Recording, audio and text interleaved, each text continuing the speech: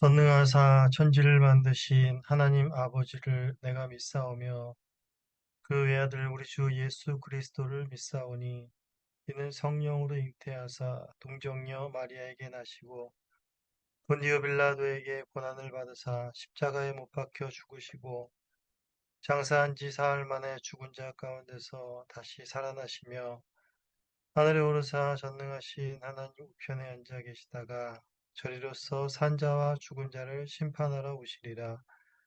성령을 믿사오며 거룩한 공예와 성도가 서로 교통하는 것과 죄를 사하여 주시는 것과 몸이 다시 사는 것과 영원히 사는 것을 믿사옵나이다.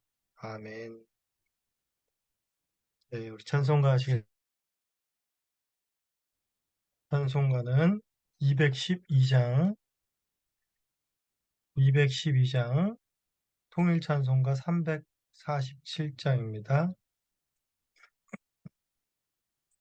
212장, 우리 1절과 4절을 찬송하시겠습니다. 1절과 4절을 찬송하시겠습니다. 겸손히 주를 섬길 때 외로운 일이 많으나 구주여 내게 힘주사 잘 감당하게 하소서. 장래의 영광 비추사 소망을 되게 하시며 구주와 함께 살면서 참 평강 얻게 하소서.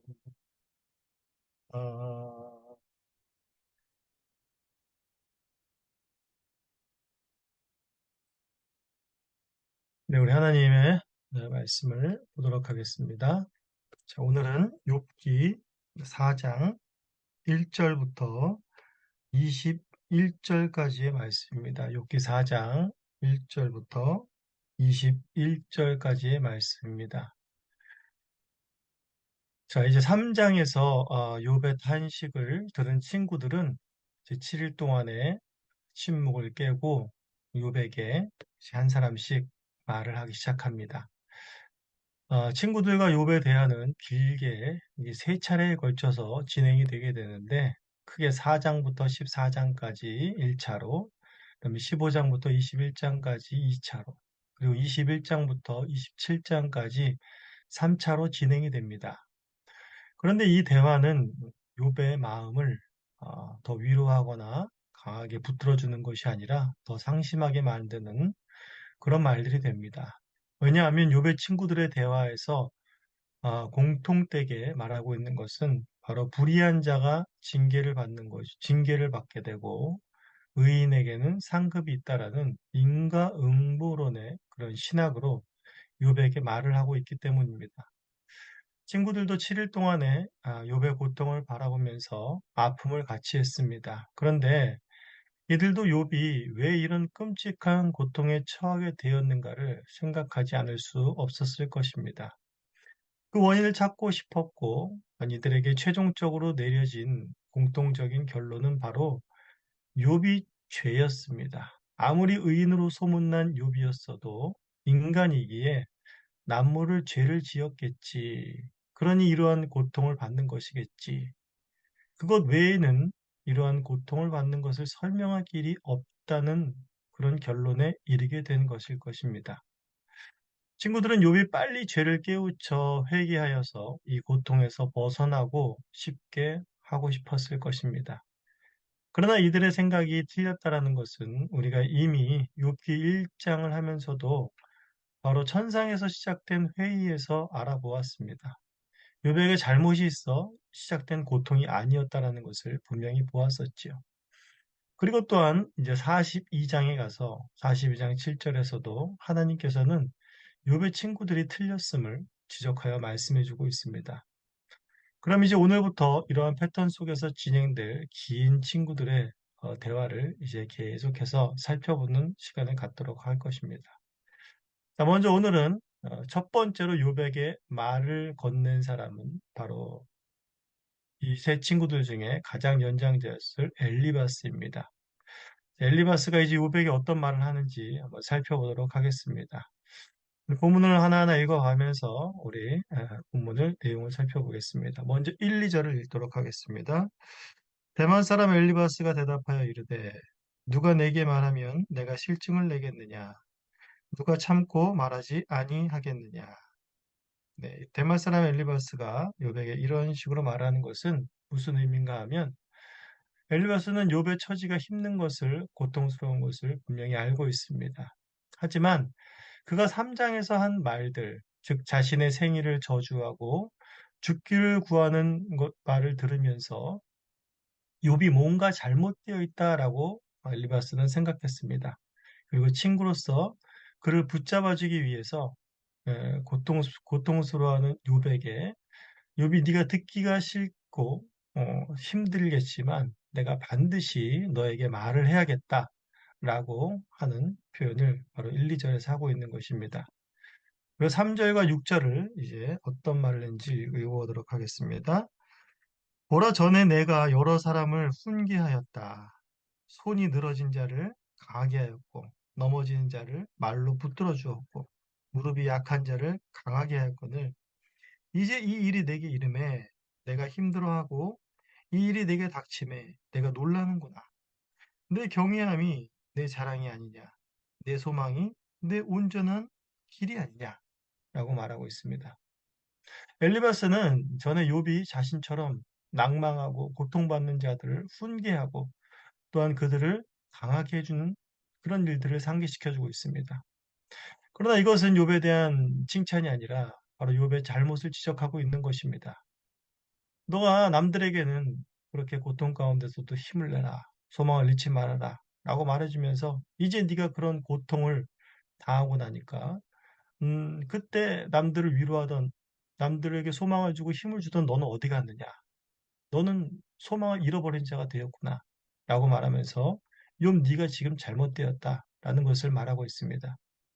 그러나 이것은 단순히 잘못을 지적하여 욥을 낭망하여 쓰러지게 하려는 것이 아니라 남에게 힘을 주던 때처럼 지금 너도 다시 힘을 얻고 강하게 일어나라. 옛날에 너의 모습을 회복하라. 라는 의미로 말을 하는 것이지요. 그리고 엘리바스는 욥이 하나님을 경외하던 모습, 또한 하나님께 소망을 갖고 살던 그런 모습 속에서 떠나가고 있다라고 생각을 한 것 같습니다. 그러면서 이제 더욱 강력하게 7절부터 11절에서 엘리바스는 욥이 그 고통에서 회복될 솔루션을 제공하게 됩니다. 7절부터 11절까지의 내용을 보시겠습니다. 욥 생각하여 보라. 죄 없이 망한 자가 누구인가? 정직한 자의 끊어짐이 어디 있겠는가? 내가 보건대 악을 밭갈고 독을 뿌리는 자는 그대로 거두나니 다 하나님의 입 기운에 멸망하고 그의 콧김에 사라지느니라. 사자의 우는 소리와 젊은 사자의 소리가 그치고 어린 사자의 이가 부러지며 사자는 사냥한 것이 없이 죽어가고 암사자의 새끼는 흩어지느니라 라고 말하고 있습니다. 엘리바스가 욥에게 제공한 솔루션은 무엇입니까? 바로 엘리바스는 욥의 고통의 원인이 어디서부터 시작되었는가라는 것을 말해주고 있습니다. 너의 고통의 원인은 바로 너의 죄에 있다라고 말하고 있는 것이지요. 죄인의 결국은 하나님의 입기운에 망하고 그의 콧김에 사라진다라고 말하고 있습니다. 11절에서는 사자를 빗대어 사나운 사자, 젊은 사자, 어린 사자로 말하면서 악인은 아무리 사자처럼 강할지라도 결국에 하나님의 심판을 피할 수 없으며 망할 수밖에 없다라고 말해주고 있는 것입니다. 그러니 빨리 회개하고 다시 하나님을 경외하던 욥으로 돌아오라는 것이지요. 이것이 바로 엘리바스가 내린 솔루션인 것입니다. 엘리바스는 여기서 멈추지 않고 자신의 이 신학, 자신의 요백에 지적한, 욥이 죄를 지적한 바로 이 부분에 대해서 자신의 말을 더욱더 뒷받침해 줄 신비한 자신이 받았던 영적 계시를 이야기해 줍니다. 12절부터 21절까지가 이제 그 내용인데, 그 내용을 한마디로 말하자면 엘리바스는 자신이 신비하고 놀라운 이런 경험이 어떤 경험이었는가를 말해본다면 바로 한 영이 조용한 목소리로 자신에게 말했다라는 것입니다. 엘리바스는 먼저 한 영의 목소리를 듣기 전에 그러한 신비한 정황이 자신에게 나타났다는 것을 12절에서 16절 가운데 이야기해주고 있습니다. 12절에서 16절입니다. 어떤 말씀이 내게 가만히 이르고 그 가느다란 소리가 내 귀에 들렸었나니 사람이 깊이 잠들 즈음 내가 그 밤에 본 환상으로 말미암아 생각이 번거로울 때에 두려움과 떨림이 내게 이르러서 모든 뼈마디가 흔들렸느니라. 그때에 영이 내 앞으로 지나매 내 몸에 털이 쭈뼛하였느니라. 그 영이 서 있는데 나는 그 형상을 몰아보지는 못하여도 오직 한 형상이 내 눈앞에 있었느니라. 그때에 내가 조용한 중에 한 목소리를 들었느니라. 라고 말하면서 자신이 얼마나 지금 놀랍고 신비로운 영적 계시의 체험에 들어가게 되었는지에 대한 정황을 이야기해주고 있습니다. 그러면서 이제 그 한 영이 자신에게 무엇이라고 이야기했는지 17절에서부터 계속해서 이야기해주고 있습니다. 17절부터 18절입니다. 사람이 어찌 하나님보다 의롭겠느냐? 사람이 어찌 그 창조하신 이보다 깨끗하겠느냐?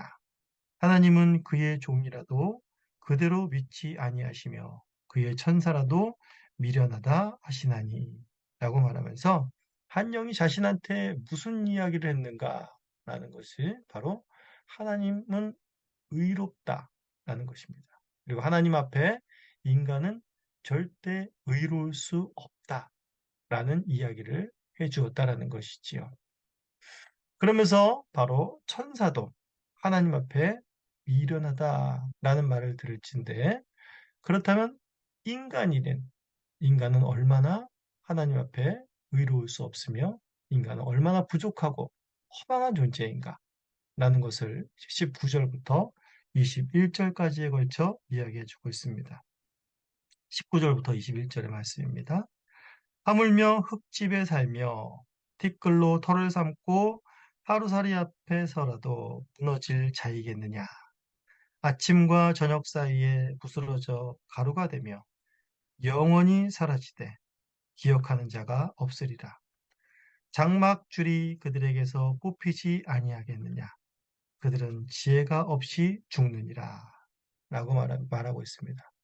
지금 19절에서 21절에는 인간의 인생을 바로 흙집과 하루살이, 장막줄에 비유하며 이야기하고 있습니다.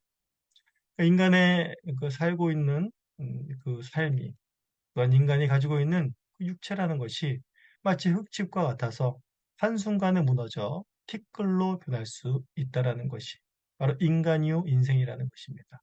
그리고 하루살이와 같은 그런 인생이 바로 인간이라는 것입니다.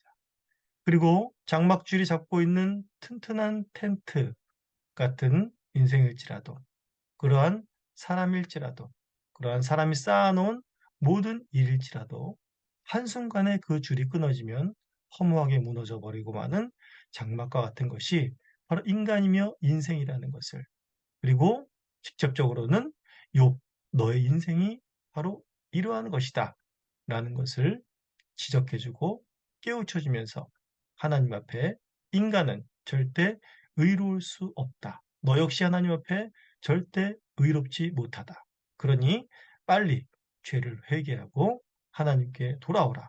하나님을 경외하라. 라고 엘리바스는 욥에게 지적을 하고 있는 것입니다. 자, 오늘 이제 엘리바스의 이런 말은 5장까지 계속 이어지는데 이제 5장에 들어가기 전에 이 4장에서만의 말을 살펴보도록 하면 오늘 엘리바스의 말은 참으로 틀린 말은 없습니다. 그러나 그가 말한 것, 첫 번째로 말한 인과응보의 법칙이 반드시 기계적으로 적용된다는 것을, 기계적으로만 적용되지 않는다는 것을 엘리바스는 모르고 있습니다. 시편의 기자들의 수많은 비탄과 고통들, 또한 요셉의 고난이 죄로 인한 고통이 아니라는 것을 우리는 잘 알고 있습니다. 그리고 또한 악인이 형통케 되는 역사도 성경에서 많은 곳에서 보여주고, 또한 많은 의인들이 악인이 어떻게 해서 형통할 수가 있는가라고 하면서 하나님께 탄식했던 내용들도 많이 있음을 우리는 잘 알고 있습니다. 즉, 인과응보를 넘어서 바로 일하시는 하나님의 놀라운 섭리를 무시한 채 엘리바스는 빠른 결론을 내리고자 너무 쉽게 인과응보의 신학을 요백에 적용해 버렸다는 것이지요. 또한 그는 이제 17절부터 해서 하나님은 창조주다. 하나님은 의로운 분이시다. 그리고 인간은 얼마나 연약한 존재인가, 허무한 존재인가, 지혜가 없는 자인가, 라는 정말 바른 말을 했고, 바른 신학을 갖고 있었지만, 이러한 말을 하는 진정 자신은 지혜가 없고, 또한 무능하며 연약한 자라는 것을 볼 수 없는 무지함을 동시에 드러내게 되는 그러한 모습을 엘리바스 속에서 볼 수가 있게 되었습니다. 오늘날의 이런 엘리바스의 모습은 우리의 모습과도 동일하다. 우리도 이러한 모습을 가지고 있다라는 것을 우리는 다시 한번 살펴보아야겠습니다. 오늘날 우리도 여전히 이런 응과 응보의 사상을 또 기계적으로 나에게 또는 남에게 적용하고 있지는 않은지, 또한 우리가 하나님을 배우고 하나님에 대한 지식을 많이 쌓아가고 있으나 오히려 그런 하나님에 대한 지식이 나의 무지를 드러내는 모습이 또한 나에게 또한 나의 주변에 적용되고 있지 않은지 살펴보아야 할 것입니다. 오늘도 주님 앞에 겸허히 엎드리며 하나님이 오늘 나를 통해서 또한 우리의 교회를 통해서 하실 놀라운 일들을 기대하고 주님을 의지하며 주님과 함께 동행하시는 복된 하루가 되시기를 간절히 소원합니다. 기도 마치겠습니다. 하나님 아버지 감사합니다.